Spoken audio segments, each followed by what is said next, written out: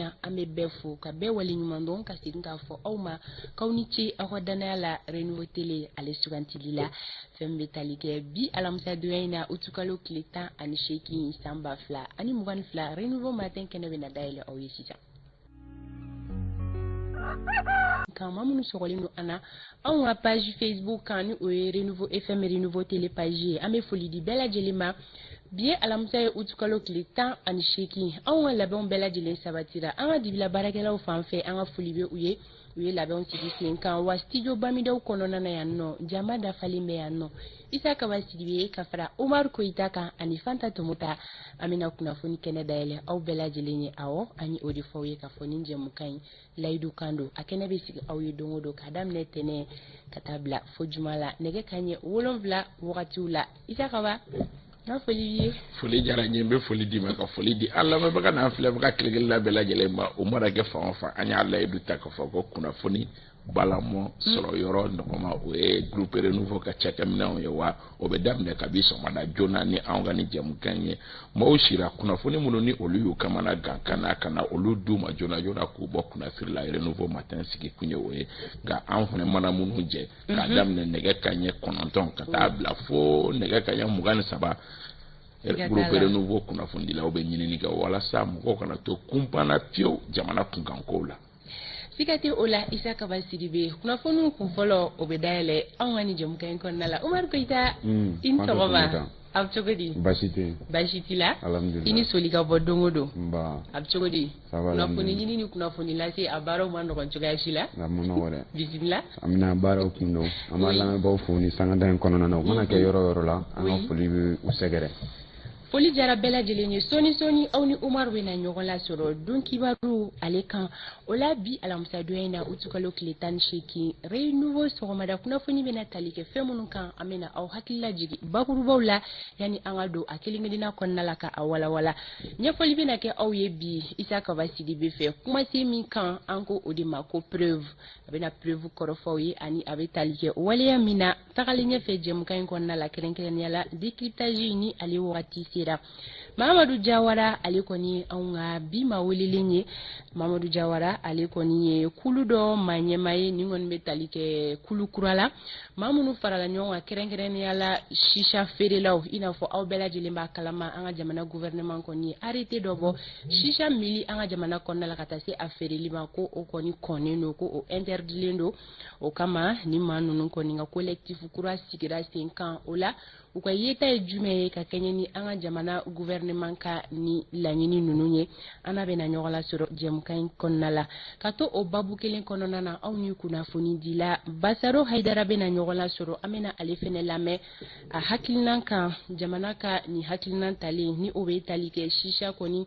mini koni na anga jamana konnala yanno don kibaru ina fanya fo itugo misoni Umar be o kene daile awye tan nga sigin kiboryo o be flake bolo sori Ibrahim Diallo awa danyugo alini Jibi Diallo beto nyogombolo kunu lasi ukonnala ani Jibi Diallo kumana awye ver chogoya ka bi sogoma dayna a kan ver kan alla don chogoya mununa a entretien nyumo mete chogomna abena adadula bela jilinga family nyumanke anga dum foliduma obe o kerefe Alexi be bisimla ka fara kuna fondi gafe ukan kerenkeren yala munu mbora bidoyina bi alamsa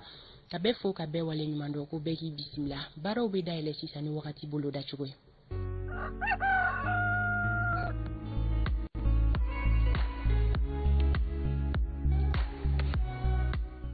wakati ni ali bolo da chugo ye anga marabolo kilingini na kono na no ko bena da kabala mali marabolo bela jelin kon la samia fefien obena chifambe afien fanga ko ni ote bunya ko sobe bi to ko madaina sanjiko bolo da lindo marabolo mun kon la o kon bi talike Tombouctou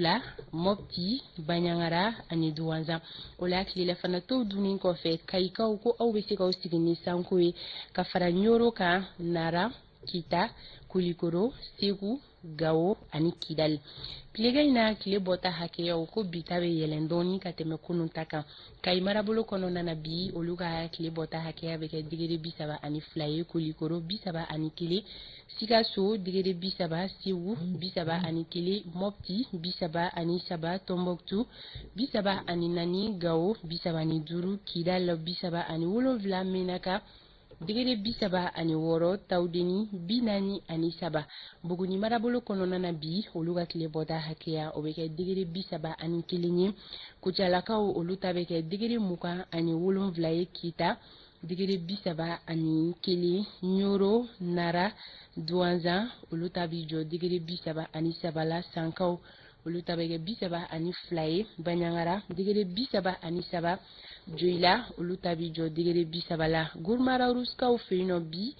olu ka tile bɔta hakɛya o bɛ kɛ digiri bi saba ni 5 ye bamako disiriki kɔnɔna la nɔgɔ bɛ na da kaba la samiyɛfɛ fiɲɛ o bɛ na ci ka gɛlɛya foyi tɛ nana don bi yɔrɔjan filɛliw la ko sanjiko kɔni bolo dalen no bi tile bintɔ la ka don su kɔnɔna la tilegan in na tile bɔta hakɛya o bɛ kɛ digiri bi saba ani 1 ye bamako n'a lamini sɔgɔmada in na kɛnɛ cira nɛgɛ kaɲɛ 6 sanga 21 tile bɛ na bin nɛgɛ kaɲɛ 18 o mana tɛmɛ ni sanga 50 ye wagati bolo da cogo filɛ don o don o bɛ anw ka baaraw dayɛlɛ o kɔfɛ an bɛ don kibaru dayɛlɛ aw ye Umaru bɛna munumunu salo kɛ aw ye.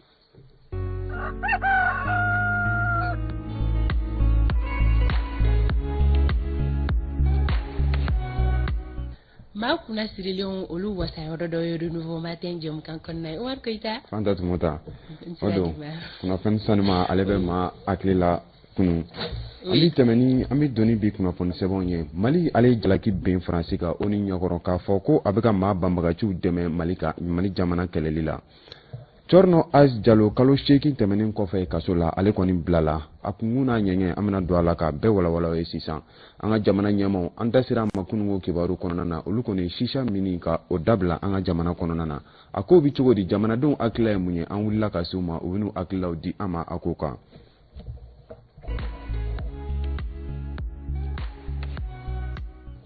an y'a fɔ an ɲɛna cogo min na Mali ale jalaki be Faransi ka o ni ɲɛkɔrɔ k'a yira k'a fɔ ko a bɛ ka maa banbagaciw dɛmɛ ka Mali jamana kɛlɛ hali ni o y'a sɔrɔ k'a fɔ Faransi finitigilaka minnu tun bɛ an ka jamana na ni o ye barikani ye olu y'u ka minɛnw cɛ ka bɔ Mali kɔnɔna na Mali ani Faransi cɛla gɛlɛya a bɛ ka taa fɛ halisa o ni ɲɛkɔrɔla la Mali ye jalaki be Faransi kan k'a yira k'a fɔ ko a ye maa banbagaciw dɛmɛ ni kunnafoniyaw ye ani minɛnw ye min yɛrɛ la u sera ka se Mali ma wa u ye sɛbɛnfuraw di minnu b'a yira k'a fɔ ko o waleyaw kɛra ni k'o sɛbɛntiya Isu Kulubali ale bɛ kumatɔw lase an ye.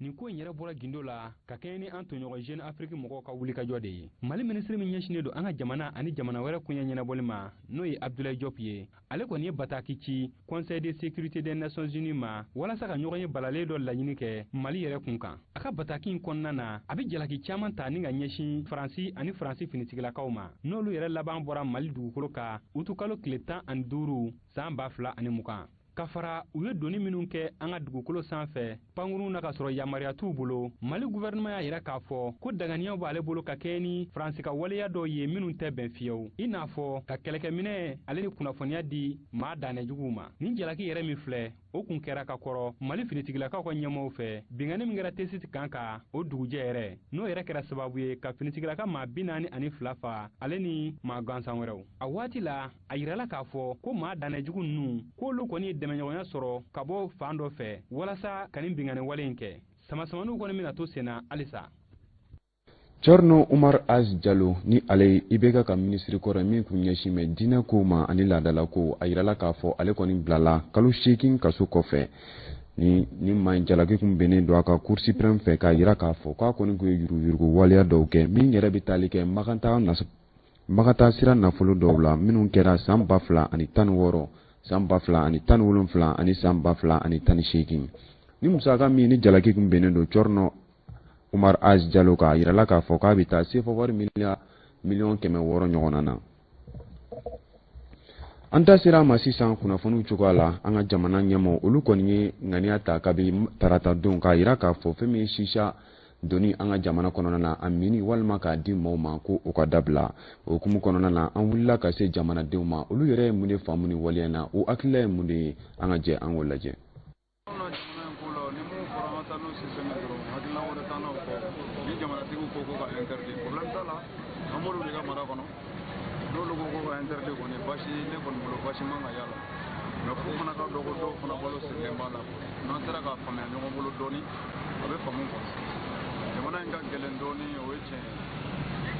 dɔw bɛ fana olu balo de bɛ sisan feere la olu balo bɛ sisan baara in de la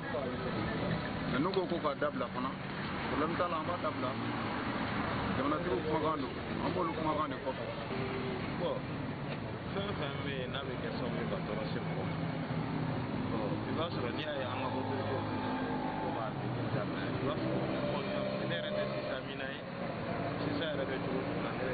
b'a ye mɔgɔ minnu mais n'i y'a ye u ko ko ka ça veut dire que conséquence dɔ de b'a la conséquence n'a bɛ kɛ sababu ye ka jeunesse mago sa a kan ka jɔ parce que ni kɔlɔlɔ t'a la a tɛ fɔ ko ka dabila ni kɔlɔlɔ dɔ b'a la donc o ye dan ye. Dagila ta mun ye a interdire a cogo ɲɛna yɛrɛ de sisan man ɲi mɔgɔ ma hali mɔgɔ min n'i ta min i b'a dɔn k'a fɔ kɔni i bɛ ka nin fɛn min fɛn ɲuman kɔni tɛ o kɔni Dagila ta a ka interdire yɛrɛ de a kana ye ɲɛna hali n'a yɛrɛ i ka sokɔnɔna na i ka minɛ ne ba n'a yɛrɛ i ka sokɔnɔna na i ka minɛ o puis fɛnɛ an bɛ kangari kelen da fɛnɛ minnu fɛnɛ bɛna ni sisan a bɛɛ ka minɛ a bɛɛ ka interdire Mali kɔnɔ a kana min o puis fɛnɛ minnu donna a donni ka interdire o de y'a solution ye mais a kana min minnu bɛ ka donna olu bɛ ka donna c'est pas l'appel a miiri ka interdire a bɛ interdire depuis minnu bɛna n'a Mali kɔnɔ. gouvernement ye décision min ta ka sisan interdire Mali fan vraiment a hakilina ka ɲi i n'a fɔ a hakilina delila ka taa communicate maire delila ka hakilina ta ko ale ka commune kɔnɔ ko sisan tɛ min a tɛ feere donc communicate ye o hakilina ta ne yɛrɛ bolo yanni gouvernement tun ka décision bɔ commune bɛɛ maire tun kan ka décision bɔ k'a jira k'a tɛ taa u ka fɛn na n'i ye sisan yɛrɛ de la bi an ka sigida la bi vraiment i mana tɛmɛ kɛnɛ fɛ fana i b'a sɔrɔ a b'u bila a sigilen b'u kɔrɔ u bɛ ka bon jamana dun ka hakɛ de ye ka jamanadenw tanga fɛn bɛɛ la donc jamana ye hakilina mun ta ne yɛrɛ bolo u sumayara yɛrɛ depuis waati min na commune maire tun bɛ hakilina in ta ka décision ta a ka commune kɔnɔ waati yɛrɛ jamana tun kan ka hakilina ta vraiment hakilina ɲuman don. bon franchement de ka diyara ne parce que depuis samedi sini bon n b'a dɔn ko IBC wa yɔrɔ min na an bɛɛ kun y'a bon ne bolo n ko Mali bɛɛ ko fantan tɛ mais à chaque fois i bɛ don carré kɔnɔ i bɛ denmisɛnninw sɔrɔ u bɛ sisan min na fan bɛɛ bon je ne sais pas i t'a dɔn a ko yɛrɛ bɛ cogo min na quoi donc les mali dɔw bɛ ne ka kɛnɛ u bɛ sisan min ka kaki kɔnɔ bon i bɛ kana ta u ɲɛna ka kuma fɔ n'o bɛ dɔn n'i y'u ta donc i ka taga bila taayɔrɔ la donc u ka sisan min ti ka tila u bɛ drogue k'a kɔnɔ i ɲɛna yɛrɛ drogue mugu u bɛ tila ka jilama fana k'a kɔnɔ donc vraiment a kɔni interdit la a diyara ne ye fo k'a faga n'u sera ka nin maintenant vraiment a bɛ diya an bɛɛ lajɛlen vraiment. shisha ko kunga alisa an da sira ma k'a fɔ maa min kɔni shisha maa minnu bɛna ni shisha ye jamana kɔnɔ ani ka se shisha minɛnw ma olu kɔni ɲɔgɔn dalajɛ dɔ kɛ kunungo walasa ka se ka u hakililaw di a koɲɛw kan don nataw la ani kunnafoni nataw la an da bɛna se o ma k'o bɛɛ lajɛlen walawala a ye fɛn min ye commission loi du conseil national de transition olu bɛ ka tɛmɛ n'u ka munumunu ye an ka jamana kɔnɔ halisa Kidal Menanka ani Bajangara tɛmɛnen kɔfɛ ni tarata dunya na u kɔni sera sangaw fɛ yen nɔ walasa ka se ka taa kalafili sariya kura k'o ɲɛfɔ sangaw ɲɛna ni hakilila in kɔni fɔra kosɛbɛ san jamana dugutigiw ka taa se maires ma ani ka taa se dugudenw bɛɛ lajɛlen ma bɛɛ ka nisɔndiya yira ni waleya in na min sɔrɔla an ka cidenw fɛ ni o ye Idrissa Janjo Sidibe ani ka taa se Zakaria Umar Keita ma an ka jɛ an k'o lajɛ. Ka faamuya kɛra a diyara n ye parce que an bɛɛ bɛ jamana ko in de la fɛn fɛn bɛ se ka jamana in basigi o de ka d'an ye ne yɛrɛ fɛ u nana ni sariya min ye a bɛ se ka dɔ bɔ élection ko gɛlɛya la parce que fɔlɔ élection kun kuma ka ca kojugu surtout wariko ye élection tiɲɛ an bolo ne fɛ sisan o caman bɔra la donc ne yɛrɛ fɛ u ka nali vraiment a ye nafaba ɲɛ an ye pour que an ka se k'a dɔn loi électorale bɛ cogo min na. bi an sera ya hakilina min na komi an y'a kɛ région bɛɛ la o ye kalata sɛbɛ ka taa ɲɛfɔli kɛ bon an bɛ minnu da la an y'o ɲɛfɔ a ma bɛɛ ma ɲɛfɔ parce que a papier dir'o ma donc ne bi kɔrɔfɔ jateminɛ kɔrɔfɔba dama de bɔra a la ne bɛ se ka min dɔn o ye mun ye sankaw ye ɲininkali de kɛ ko pourquoi situation électorale kɛra cercle ye u ye ɲininkali kɛ pourquoi a ma kɛ proportionnel ye parce que olu fɛ yan proportionnel tun b'o arrangé a tun bɛ mankan ban san u y'an ɲininka fana k'a fɔ an bɛ nin ko min kɔnɔ na bi donc vraiment pourquoi a ma parrainage fana an y'o bɔ yen a ma parrainage an m'o lakana an ye min ye bi san ne nisɔndiyara an ye min ye bi question ɲumanw posera an n'a sɔrɔ u tun b'a jaabi dɔn mais u yɛrɛ y'a dabɔ kama ka débat ce niveau dɔrɔn. Fanta Tumata ni ko ye kunnafoni kunfɔlɔ ye an sera ka min lase an lamɛnbaa jɛkulu ma sɔɔni an bɛ don a tɔ la ka bɛɛ lajɛlen walawala u ye. Umar Koita munumunu salo kun fɔlɔ o kun bɛ tali kɛ na ko denmisɛnnin tɛgɛ koko ɲuman o bɛ makɔrɔbaya dege nɔni Umar k'i fo sɔni an bɛ ɲɔgɔn lasɔrɔ ta ko filanan ale kan o la an bɛ taga ɲɛfɛ ni kibaruya tɔw ye an bɛ taa an ka nɛgɛ kɛrɛfɛtigiw fanfɛ Sira Kamara ale bolo bɛ nɛgɛw la Sira i b'a lajɛ ni ani Sori sera ka ɲɔgɔn lasɔrɔ bi alamisa donya in na Sori ka munumunu salo kɔnɔna la a sen sera ka se Bamako sigida mun na an n'a bɛna ɲɔgɔn lasɔrɔ a ka yetaw bolila fɛn minnu kan bi sɔgɔmada in na an ka siraba lahalayaw la